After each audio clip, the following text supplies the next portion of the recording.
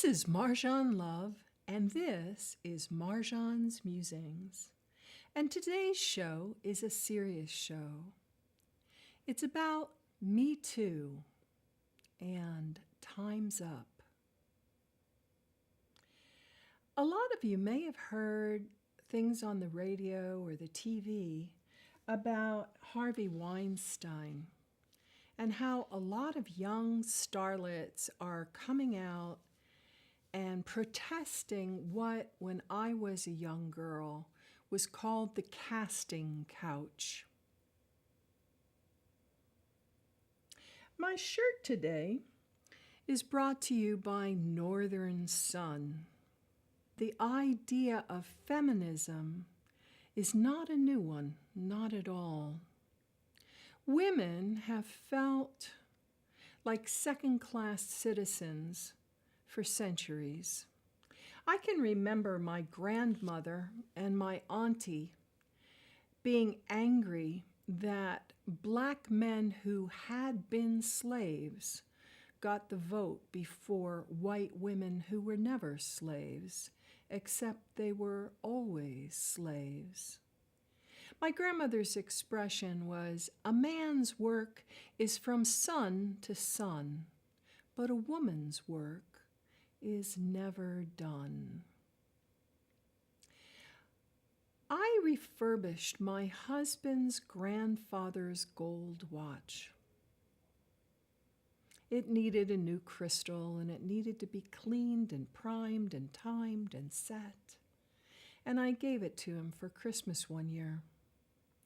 But I was at an antique shop, and I bought this lovely timepiece, which is about the same era. And women's watches were not put on gold bands like my husband's watch. Women's watches were put on silk cords, or they were put on pins that you would pin to your blouse and peer at the time. The Me Too movement. It's a sad thing. If you have a Twitter account and you put in hashtag Me Too, which for those of us in the older generation, hashtag is the number sign. You go on Twitter and you can see a lot of women coming forward and saying, "Me too. I was abused." And it's a hard topic to tackle because people tune out. They really don't want to hear about it. My husband and my son both gave me books for Christmas. My son gave me Gabrielle Union's "We're Going to Need More Wine." Her dedication struck me. I dedicate this book to those who have been humiliated and wanted to hide forever, to those who have been broken and superglue wasn't enough to help, to those who have felt frozen in fear and shame, to those who have kept smiling as their throats were closing up, to those who thought they had all the answers but realized they were sorely ignorant. I see you. I got you. And to my parents, who I never understood until I became an adult, who followed her heart, I'm sorry, and I love you. I get it now. And I'm sad to admit to my son that that's as far into the book as I got, because it's a collection of stories. I read voraciously, but I shy away from violent or adult movies. I find they trigger me. I don't feel comfortable sitting in the chair. My heart starts to pound. My blood pressure goes up. I hate scenes of stalking. Some maniac is after the beautiful young girl, or some pervert is going to grab somebody's wife, and the scenes of dead bodies after the serial killer. I just couldn't watch Bones or a couple of the other shows that were on. It was just like, I really don't want to see 56 ways to maim and kill a woman. I just don't want to see it. I've been watching media since I was a little girl, and I think 65 years of stalk and rape and murder and torture and battery and condescension are enough. Too much. Way too much. The other book that I got for Christmas, besides a cookbook, so that's like 3 books I got for Christmas, is this beautiful journal by the Peter Pauper Press.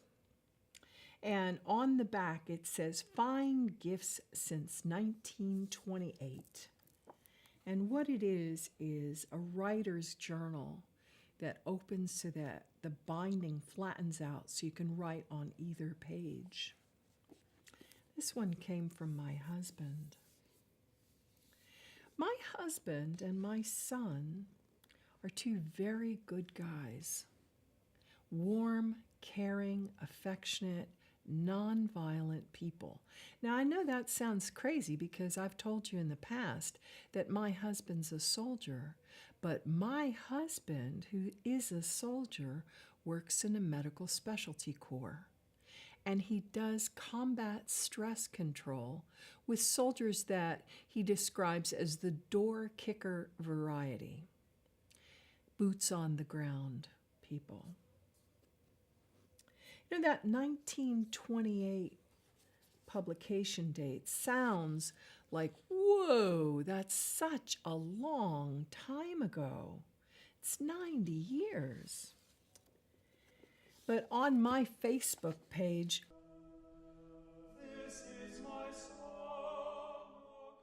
I put a share by someone who spells her name A-H-S-O-K-A,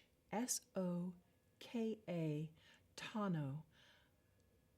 I'm not sure how to say that. Ahsoka Tano. And I put this up on my Facebook page because I found it very relevant to all the buzz in the media. She asks, how many more years need to pass before Illinois recognizes all sexes deserve equal treatment under the law? And she has hashtag ratify ERA and hashtag Renato4AG. And then the picture that she shares is labeled December 10th, 1923. The Equal Rights Amendment, written by Alice Paul, is introduced in Congress. Equality of rights under the law shall not be denied or abridged by the United States or by any state on account of sex. And it shows a woman in period dress from 1923 with a sign saying, Mr. President, how long must women wait for liberty? And there's a quote, we shall not be safe until the principle of equal rights is written into the framework of our government. And then the bottom, it says, we're still waiting.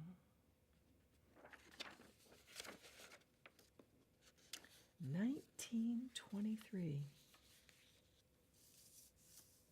The math on that's a bit staggering. And this Me Too, what's going on with that? Well,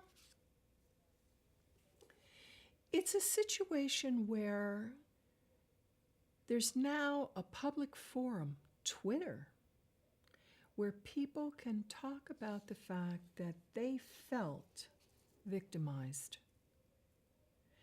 And the stories that they have to tell about what happened and why they felt victimized.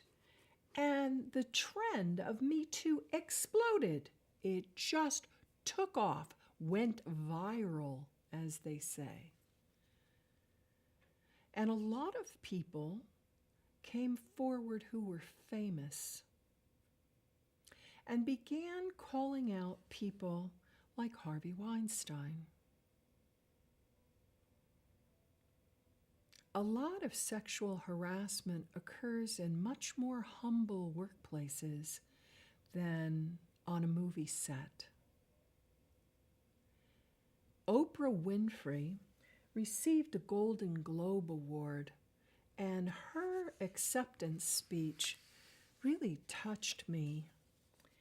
She was born on January 29th, 1954, so right about the time this show starts to air.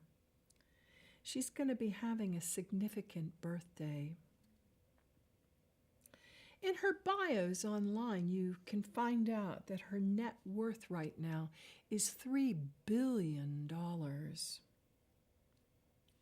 She's written several books and she's been featured in several others.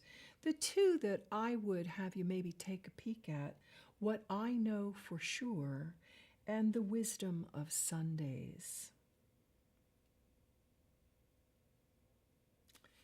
What about Time's Up Now?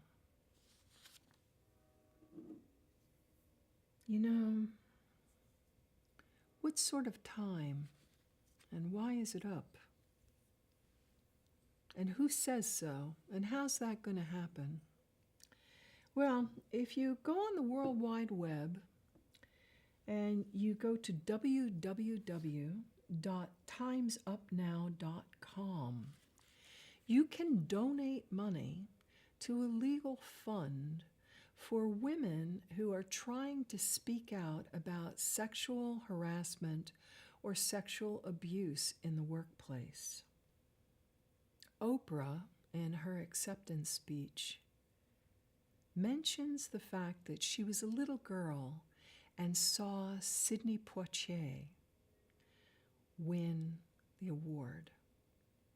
First black man. And she's the first woman of color to win the award. Took quite a while for a woman of color to win the award. She talks about how her mother was a domestic. She worked cleaning people's homes. And she suffered denigration. Interesting word, that.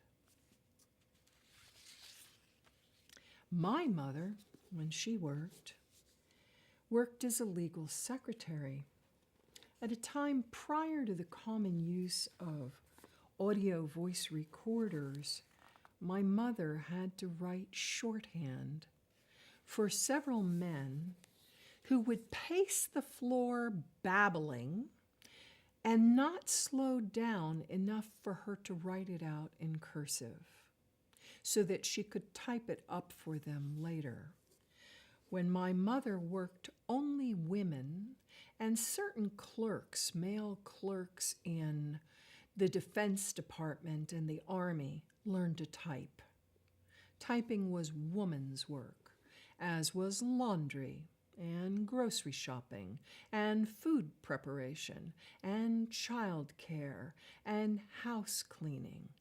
But the flip side of that role division was carrying out the garbage and chopping wood for the fireplace and dealing with the horses prior to automobiles was man's work. The woman's work, man's work thing gets kind of crazy as technology comes in. I know that my generation, who were born in the 50s and the 60s, had to try to cope with the fact that women came out of the home and into the workplace, and who was doing what. It was a serious issue. Who's doing what? I worked all day. I'm not cooking dinner and setting the table, serving your food and cleaning up afterward, and then doing the homework with the kids. And, working mothers grabbed their heads and tore their hair and were just like, this is ridiculous. And the men are like, well, what do you want me to do? They had been raised to hold the door open for you and to drive the car because men knew how to drive and women didn't. Why didn't women know how to drive? They weren't taught. And that goes back to boys were sent to school and girls were kept home. And that goes back to cultural mores, some of them which were dictated by Christianity. So again, as a small girl, I'm in my grandmother's house. My mom's at work. And my auntie and my grandmother are getting hot and heavy about why is it the only thing a woman is valued for in the Catholic Church is to be a virgin who delivers a male heir, which is impossible. And so they've put us in a double bind.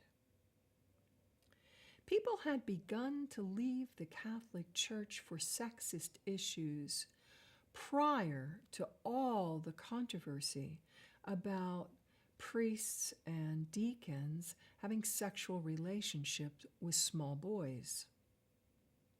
That hit the news. Men going to a nunnery and using the nuns as if they were prostitutes, that didn't hit the news. The double standard. I can remember my old Marie Blanche, who lived with me her last few years. I provided her with hospice so she would not be separated from her husband. He had metastatic prostate cancer, and he was sharp as a tack, spoke 3 languages, and could do it almost simultaneously, hold 3 conversations at once in 3 different languages, and keep it all straight. And poor Marie was up walking around, even though her husband was bedridden. She was up walking around, and she was becoming demented and impulsive. I felt like I had a 2-year-old that was about my height and weight. And she got angry with him about a financial matter. And I said to her, well, Marie, your name's on the account. And she said, no, we have to do what he says. He's the man. Now, Marie was born at the turn of the century when women not only didn't have the vote, they couldn't own property and they couldn't behest. They couldn't own their own goods in their life, and if they managed an estate or something, they couldn't give that estate to their heirs or to a charity of their choice. This has been an uphill battle long before the suffragettes started. There's a quote from William Shakespeare that marriage should not work with the remover to remove. What's that about? Well, at a certain point, a husband was allowed to not only beat his wife, take her sexually by force anytime he felt like it, he could kill her. I found that appalling. But at that time, people bought and sold kidnapped black people from Africa. Much of the live cargo died on the way to the United States. So my shirt, women are people. Why is that an issue? Because for a long time and in a great part of the world, women were chattel. Rhymes with cattle, means sort of the same thing. And the male attitude at the time I was growing up, my father told me, don't have sex with a boy. Why would you buy the cow if you can get the milk for free? This isn't like prehistoric times, folks. This is in the 1960s. Now, that might sound like prehistoric times to millennials. It's like, okay, yeah, it is a while ago. But it's not that long ago. I mean, Buckminster Fuller had already invented the geodesic dome. I got this book, Synergetics, R. Buckminster Fuller, Exploring the Geometry of Thinking, out of the library. It's thick going. I had to renew it, and I don't think I'll even be done when the renew date is up, and you can only renew it once. He's talking about vector equilibrium and the insides of atoms and the closest packing of spheres, and he had this cool thing, a tetrahedron. If you have computer access, Google whack that. That was fascinating. So how come I'm here talking about feminism and I brought in dollies?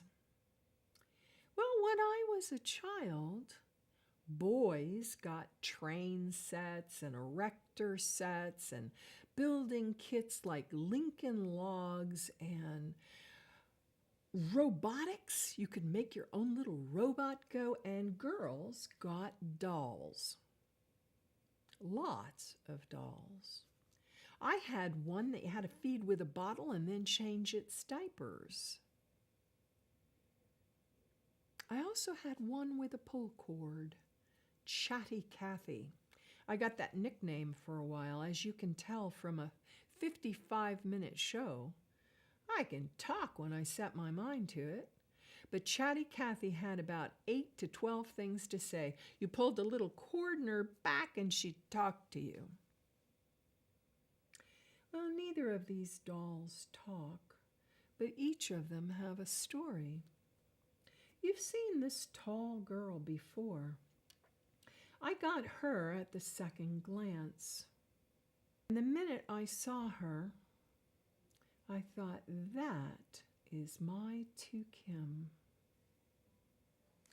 My Tu Kim, why? Well,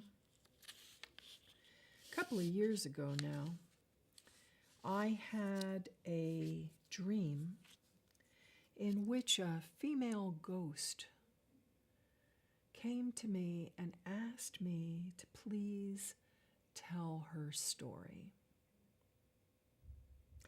And I was doing NaNoWriMo, I guess 2014. I think so. Maybe 2013. And so I had this impetus, 50,000 words in 30 days. And here, this little ghost, young girl, says, tell my story. And in the beginning, I had all these ideas. It was going to be all about her, and there was going to be no male hero, and no. And she's like, no. There's a male hero.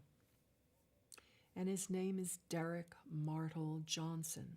And so I typed out the bones, not the musculature or the tendons or the fatty coating or the skin or the pretty hairdo, the bones of Saigon's deadly game in the next 30 days. And then I took a year to flesh it out and edit it to the best of my ability, which I'm sure I left mistakes. I would love to have enough money to have a professional editor go through the book with me and help me edit out any errors. But getting published, 2015, I guess, I finally gave up looking for an agent who would take on my work. I write long, like longhand. I write long. Because when I wove and when I had a long commute, I listened to audiobooks and I'd find an author and I'd wish the book would go on. One of the reasons that I love Diana Gabaldon is her books do go on. She's got a whole series in the Outlander series that you can go from one book to the next and follow her characters through time. And I had taken a writing class with her out in the West Coast, and she said to me, Marjohn, you're a writer. Don't write one book. Write at least 3 books before you even approach a publisher. Well, I did that. I wrote a couple of books that I titled The Temptations Saga. The first one was Temptations, and at that time I was working with an agent, Donald Moss. And he wanted more sex, and he wanted more adventure, and more violence, and more action. And by the time I got done squeezing myself into his box, I thought, oh, if my son read this, I would be embarrassed. But I couldn't kill off my main character, Marge. I decided to keep her alive. So I have her survive cancer and go on to book 2, Ambivalence Cubed. And again, I'm still working with this male agent, and now there's like ninjas and death threats and all this stuff, and I never published either of those books. I found it interesting that my computer got hacked. My stuff disappeared. And I went to see the Disney movie Brave and sat there with my mouth agape as a scene I wrote played out on screen, plot point by plot point in sequence. I have Marge in Temptations riding a horse, shooting an arrow through rings in a tree, hitting a bullseye with an arrow. And there it is in Brave. I'm like, and who supposedly wrote that? And is that Jung synchronicity, where an idea appears 2 different places at the same time, like Edison and Tesla both exploring electricity? Or was it just copyright infringement? And then I find out that if you haven't published, you don't have a copyright. We're going to talk a lot about publishing in the next show. We're going to talk about net neutrality because it's a very big issue. Recently, a woman psychologist wrote a book about the mental fitness of our current executive officer. We're going to talk about his reaction to that too. But today, I'd like to stay focused on the Me Too and the Time's Up, because it's like taking a boulder at a bridge and dropping it into a pond. It's making a huge impact with not just ripples, but waves.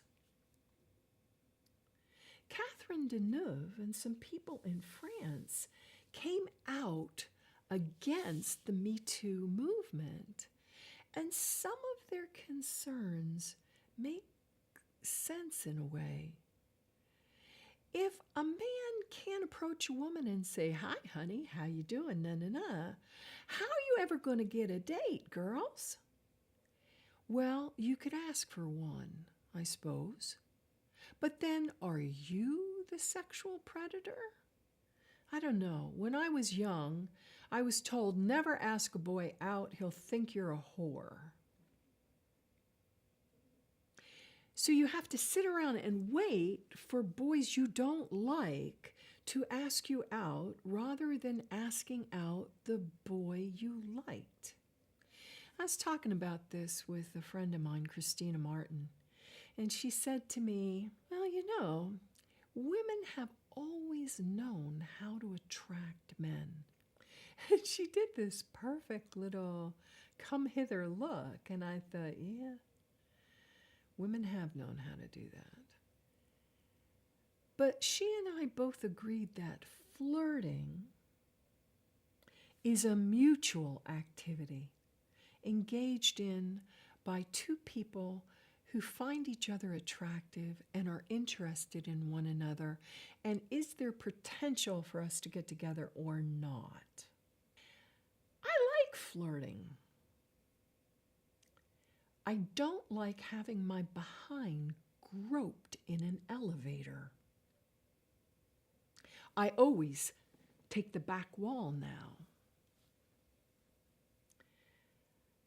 I enjoy kissing and being affectionate.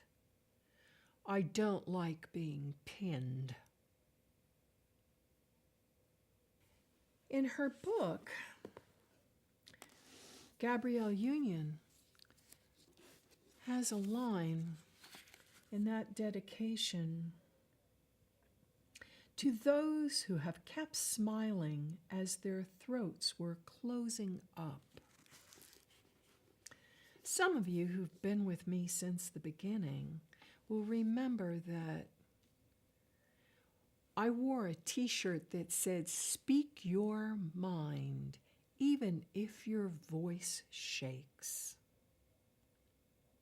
Because where I grew up in the United States, children were to be seen so they could be monitored, but not heard because they didn't want to hear your mouth, even if what you had to say was important. And a lot of sexual predators threaten young victims by telling them, nobody will believe you. If you ever say what I did to you, I'll kill your dog, or in my case, because I'm Me Too, I'll kill your mother, who was murdered in 1968. And my silence did not save her life.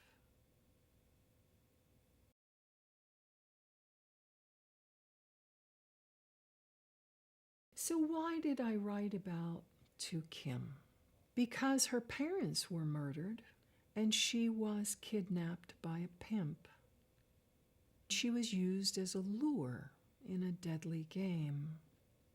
But a lot of young girls are kidnapped by pimps and sold to men who buy their sexual services from the pimp. So the sexually assaulted girl doesn't even get paid. There is a hilarious Trevor Noah of Tiffany Haddish teasing and flirting and chatting back with Trevor Noah about how she met this woman who was with her boyfriend. The two of them were cheating on her, and found out that the girl was doing little porno flicks and she wasn't getting paid. So Tiffany buddied up with her and got her paid properly. I found that astounding, hilarious, but astounding. The Last Black Unicorn. I haven't read it yet. I'm a little bit nervous. I don't want to get triggered. I don't want to remember stuff I spent years in therapy trying to forget. And why this little black girl? Why did I bring her in? Well, she's my Michelle Obama. She's my Oprah Winfrey. I have a couple of black dolls. When my parents were divorced, my mom got very depressed and upset. My dad kind of walked out and left.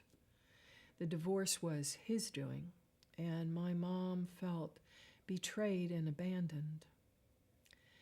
And I was dumped on my grandma. And my grandma said, "Don't you worry, little pickaninny. You'll always have a place here with me." So I had to go to the big dictionary at school to find out what a pickaninny was. I didn't know. It's a pejorative term for a little black girl. And then I wondered, since my name was Marjohn and I didn't seem to have a daddy, who was I? Was I really black, but I came out white? My mom had a skin condition, also suffered by Michael Jackson, where parts of her skin was pigmented dark. In Michael Jackson's case, parts of the dark pigment disappeared, but in my mother's case, parts of her skin looked as if she'd been sitting under a sun lamp for quite a while. She got pretty dark in patches. I went through some changes. I didn't know what race I was. And then my father, who'd been fighting in the courts for years to get permission to see me, shows up a blonde, blue-eyed German who I recognized. Oh, the daddy from way, way back when I was only 2 years old. My father came to visit me, and my father paid child support. And even though in some ways he was a sexist ass, he was also a loving, caring man. I just hope this whole Me Too thing doesn't open like a witch hunt. I heard that Garrison Keillor lost his job. Now, I'm no authority on Garrison Keillor's personal life, but the idea that the man molested somebody just doesn't ring true to me. Maybe, was he drunk? I don't know. A whole lot of this is strange. What I do know is that after watching Oprah Winfrey's acceptance speech, the Times came out and said, Oprah Winfrey 2020, and people did a whole backlash. There's supposed to be a thing by Seal that she's a hypocrite because he put up pictures of her with Harvey Weinstein. And in one of them, she's supposedly kissing his cheek. And in another one, she's sitting on a couch. And why didn't she come out against Harvey Weinstein? Well, Oprah ran a show where people, especially women, got to tell their story for years. And in order to get that show, she had to deal with the powers that be in the broadcast industry and the cinematography industry. You don't get to play in the color purple without having to deal with Hollywood types. And just like she said in her speech, her mom didn't quit her job as a maid even when she was accosted because she had a child to support. Sometimes you put on those horrible damn pantyhose and those painful high heel shoes and a bra and you go to work. You know? It's like, what's with a bra anyway? Why do we have to bind our breasts in the year 2018? Oh, because they have to stick out like cones. They're soft tissue that when you're nubile and have babies are full of milk, they get heavy, they hang down. Oh no, they can't. They have to stick out straight. But if you actually do that, like Madonna did in some of her music videos. Oh, I didn't know we couldn't talk about sex. With the cone bras. Oh, now you're a slut and, whatever. It's like, why Me Too now? Because the President of the United States of America was recorded, covertly I assume, saying, if women don't do what you want, grab them by the pussy. I'm sorry for the crudity, but that's what the man said. I went to the Pink Hat Parade. I cannot cope with that level of BS from someone in that position. Like it or not, women have the vote, and if you're the President of the United States, you need to man up and act like it. Oh, am I angry? Yeah, I think I'm angry. So let me tell you some good stuff. You know how I love the second glance. Okay, so I go to the second glance, and there's this thing about traditional recipes from Newfoundland, me boys. St. John's up in Canada. Kevin and I lived there for 3.5 years. And what it was a pudding bag. So I'm looking at these recipes and I'm like, wow, interesting. Blueberry grunt. I haven't had it since I came back from Newfoundland. Or molasses pudding. And then that book I told you about, Make the Bread, Buy the Butter, she had a recipe. In it, you had to make homemade ricotta cheese. Cooking from cookbooks and experimenting is fun, especially in the modern world where if I don't feel like cooking, I can take a Stouffer's lasagna and stick it in the oven. So I followed the recipe with this pudding bag, and I put in 4 cups of whole milk and a cup of buttermilk in a bain-marie, which is a French word that means a double boiler. You boil water on the bottom and you put your goodies in the top, and then the goodies don't scorch or boil. They're almost boiling, but not quite, and you let that go.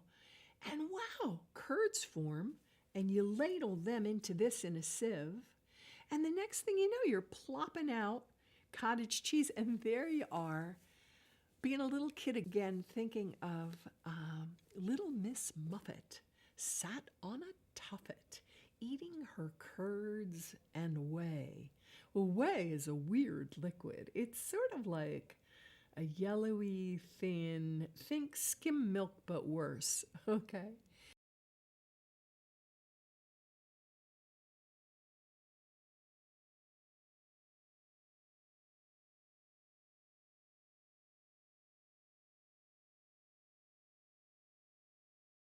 And so I use that to make the pasta dough, to make the ravioli. And I went to the Common Crow and I got duck eggs and I made duck egg ravioli.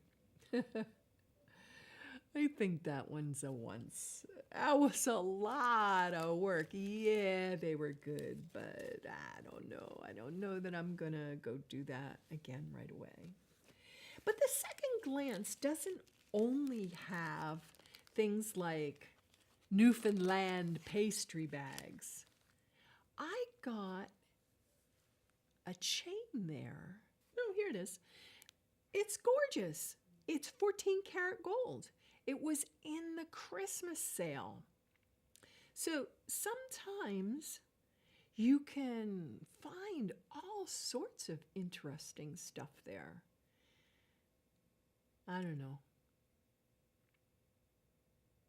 Susan runs the place. I go in and I chat to her. And I told her what I was going to be talking about. And she's like, oh, okay.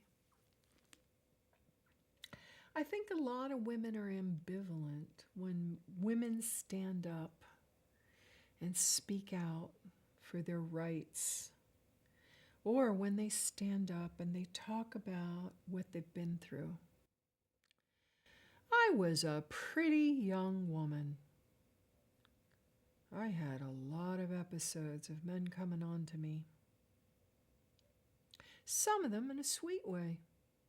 Wound up at the junior prom when I was only a sophomore because this sweet fella asked me to go to the prom and I said yes.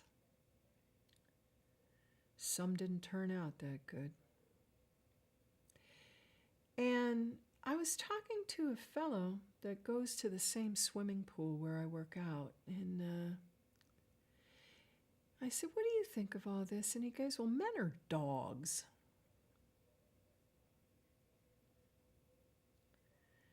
I don't know. I think men are people too. And I think if mothers raise boys to respect them and their sisters, if there are any, because we tend to have very small families anymore. Why? Birth control and abortion. Before you go impeaching POTUS 45 for being mentally incompetent, try to remember that the VP said any woman who had an abortion is a murderess and should be in prison.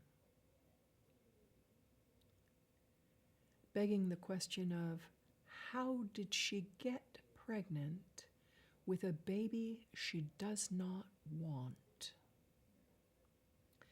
Women who want babies know how to say, hey there, you in the mood? Sometimes that's all it takes. These are really serious, important issues, and I am not the guru.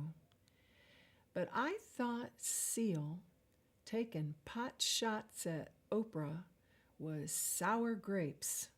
I mean, I loved the man singing Kiss from a Rose. But now he's doing old Frank Sinatra tunes. Like if he isn't part of the problem too, about, the Rat Pack, bunch of rich white guys. Who's a hypocrite here? Excuse me? Seal, you sound good, but you need a tune-up. 'Cause Oprah had as much class as Michelle Obama. She sure did. And I'm glad a woman finally got a Golden Globe Award who happened to be just as black as you, Seal. And she was giving voice to women and encouraging women and helping young girls learn to read and go to college for decades.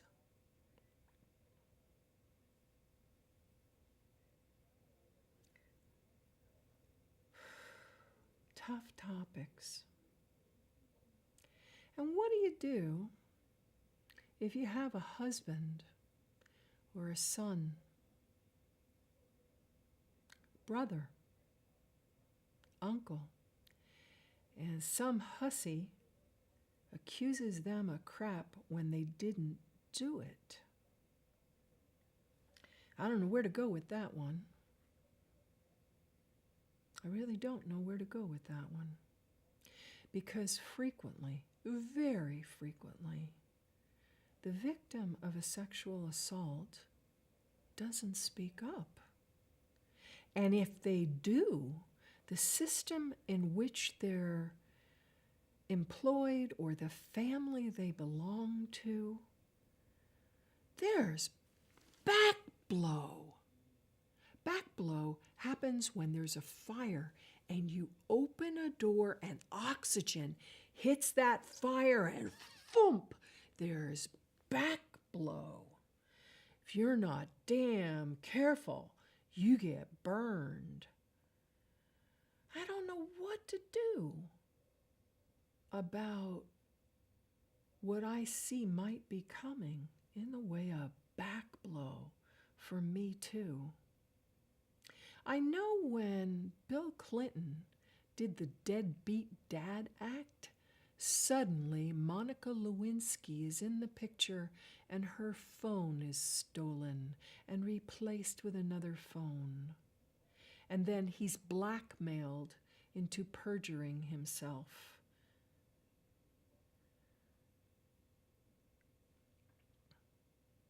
They wanted to get rid of him. Who were they? Well, you want to learn about that. Listen to the TED Talk by Jimmy Carter on why men don't stand up for the women in their lives, for the women they love, because male privilege is an enjoyable position. Jimmy Carter, TED Talks. So we're in the new year, 2018. I wrote another book, Women in the Well, but it's about Iraqi women, and the Muslim world gets so crazy when you write anything about them that I haven't tried to publish that yet either. I don't know if I will this year. Daily Word, January, February 2018. We're on Friday, January the 5th. With an open mind and heart, I welcome new opportunities into my life. As this new year begins, I feel a joyous sense of expectation that great things are coming my way. I embrace this year, this day, in an awareness of my worth as an expression of God, free to create and embrace the future of my dreams. Boy, I wish I could hang on to that thought all year. This is Marjohn Love, and this has been, get ready for this, the 51st episode of Marjohn's Musings. And hopefully, the next time you see me in episode 52, I may have a facelift, because we're going to be doing special stuff here at capantv.org. You wait and see. It's going to be fun and interesting this year. That's all for now.